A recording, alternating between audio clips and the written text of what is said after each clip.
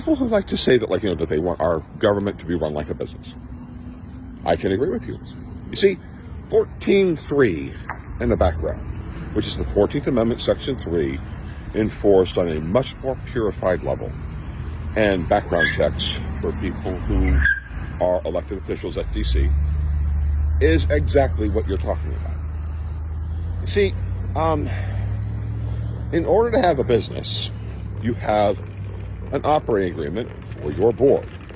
And the board, collectively, under law, has got to work towards the common purpose of profitability for the business and responsibilities to its shareholders.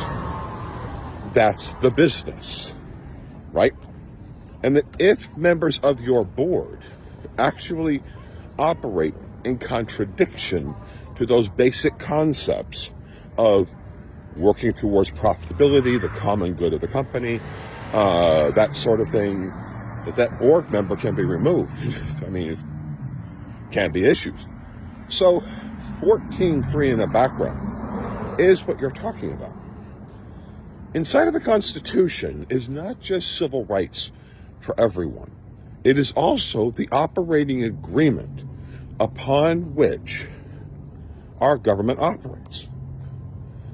During the Civil War, the people who were the boards of directors, the people who were in Congress and the Senate and the president, the model written in the operating agreement had a huge failure. Because it failed because we literally went to war with each other over the institution of slavery. We literally had members of the board beating each other to death in Congress. We were that crazy. But the board at that time possessed wisdom.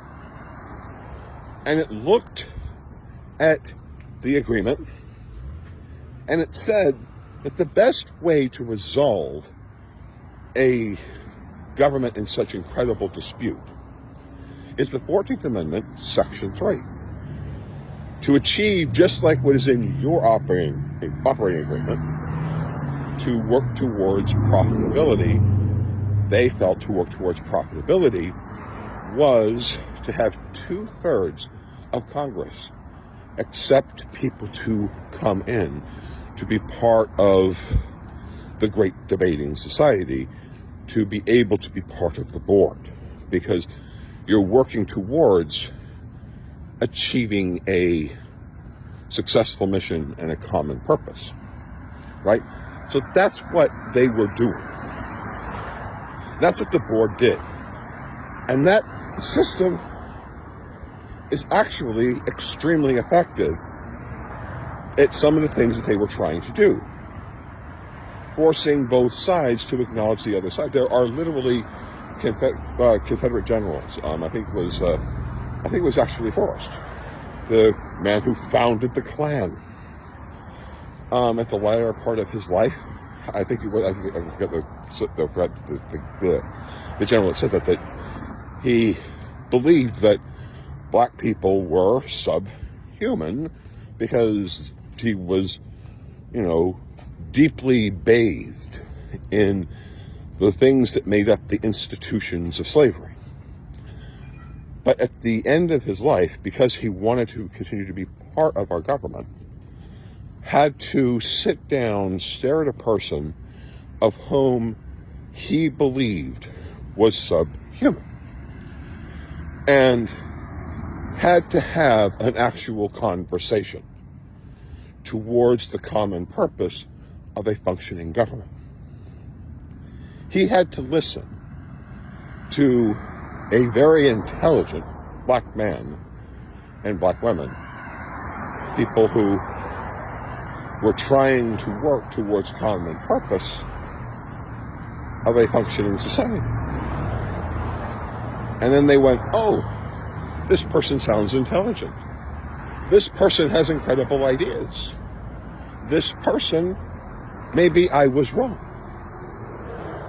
That also worked today. a gentleman by the name of Robert Byrd, the former senator. He was a Klan member from Virginia during the time where the Klan was out there lynching people, murdering activists to try to get people to vote. What he ended up doing is he sat in an area where he needed, and he heard, the wisdom of Dr. King, the wisdom of the civil rights movement. And you know what he did? It changed him. It changed him to such a degree where he became where Robert Byrd became an extremely powerful civil rights activist inside of our government. And Robert Byrd went one step even beyond that.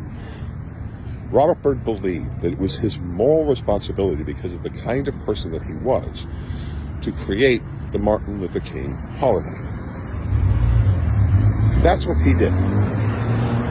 And he did that because he learned to acknowledge the humanity of the other side. How this relates to your business, to our government being run like a business, is because your board does that exact same thing every single day. It forces the members of the board to not try to seek things that are contrary to the functionality of the business.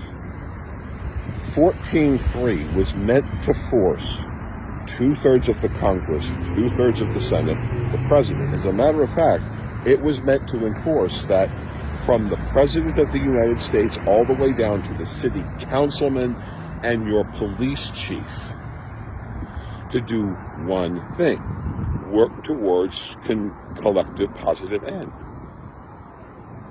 This is why, if you believe that our society should be run like a business, you should fully support my efforts to be able to have the 14th Amendment, Section 3, and a background check. That's it. Because that's what you're wanting. That's why you should join this channel. That's why you should share this video. That's why you should be part of this. Because what we're going to do is make our government actually work again. Because the 14th Amendment, Section 3, forces 2/3 of the body to always be working towards common purpose.